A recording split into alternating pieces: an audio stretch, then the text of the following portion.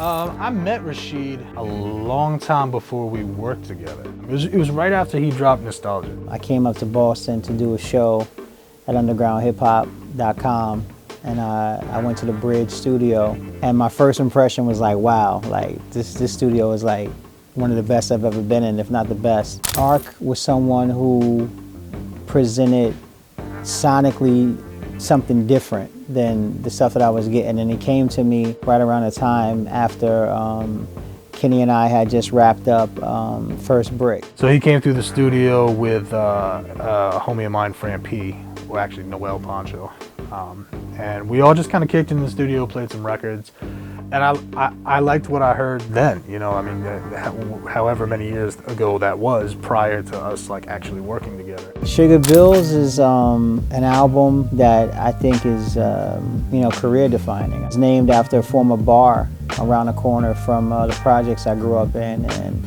you know, you could see a host of different people, characters, and activities taking place at this particular bar, and it kind of was just like a meeting ground, or just like a melting pot of all the shit that took place in my neighborhood. So this album is kind of centered around that, or at least the feeling of that, of all the things from Muslims selling oils out in the front during the daytime to, you know, shit that took place inside the bar. You know, it's just a mood, a feeling, just a description of where I'm from. Kind of like speaking for the people, some people who are no longer here, and for those who still remained.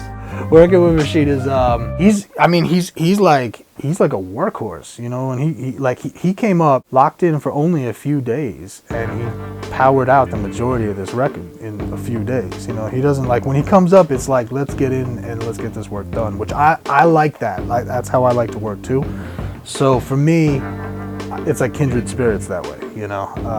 It's very much like, you know, some people like to make the studio kind of like a party atmosphere, and I understand that. I don't knock it, you know what I mean? It's just not really the way I like to work. I find the party for me is the work. Something was going. He had his rap Wheaties in his system or something, because he was writing these things like lightning speed, turning these things out, and I had never worked with him prior, so I was like, oh, this just must be how he is. And he looked at me, he's like, I don't write like this, man. I don't know what's going on. Arc is a fucking perfectionist. Like he's I like to come in and just work, you know what I mean? And I don't, you know, like I just like to get in, get to it, and then, you know, we could bug out after. You know, like my favorite part of the sessions have become the mixing and mastering. So I try to make sure that I can knock my vocals out as cleanly and quickly as possible, so I can spend the rest of the time just watching the magic that happens. Just like when you get a haircut, like the shape up is the best part. So it's like when Arc start touching those, I call it archetyping. When you start archetyping that shit, it's like it just takes it to a whole another level. And then with him being a musician as well, and he can play so many different instruments, it's like I can say, yo, let's add this, or what do you hear? And he can just go in and he could play it, or he could fucking string it, or we can call different people in. So it just adds a whole nother layer to what it is that we do. You know, the more I listen to it, the more I work on it. Over the time, it's changed. You know, it certainly at one point was Mascots. I think that's kind of like, it feels like an instant standout when you hear it. Like the first time you hear it, you're like, oof, boy, this thing, this thing got something behind it. But then it's like, you know, Lucifer by the Candle, or In the Candlelight, is another one that's like, I think that's gonna be a sleeper for folks. I don't think it's gonna be like the first listen. People are gonna like latch onto that one like right away. But for me, I love that song. I think that's really cool. My favorite song on the album. It depends on the day. Like, it truly depends on my mood. Sometimes it's Never Change. Sometimes it's Mascot. Sometimes it's Lullaby. Sometimes it's Shine. Sometimes it's 1520. Like, so it just depends on my mood. I think all of them capture really a piece of me and where I'm from. So, you know, it just depends on what my headspace is that day. But I think overall, it's just an amazing body of work, and I just cannot wait until the people hear this album. Early in my career, I worked with some very well-established producers, so I was used to that dynamic of not always being on the same playing field, you know, of the producers that I work with, as far as in terms of notoriety, not necessarily talent, but after working with them, they're all deserved. Like all those accolades, producer of the year, like all that shit is deserved, because his attention to detail is what I believe sets him apart from so many different other, not only engineers, but producers as well. Like he'll play a lick over and over again until we get it right.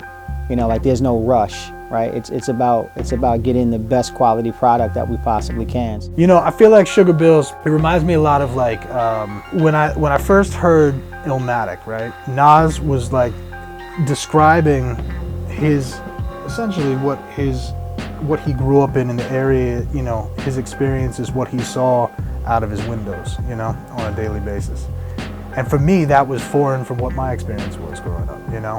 But the picture was painted so vividly that it's like I could see it playing out. You know, it wasn't, you know, it wasn't hard to imagine. It was totally other world from mine, but it was, he painted that picture so vividly and so clearly that I could just see the scenes kind of playing out. I could see all that happening.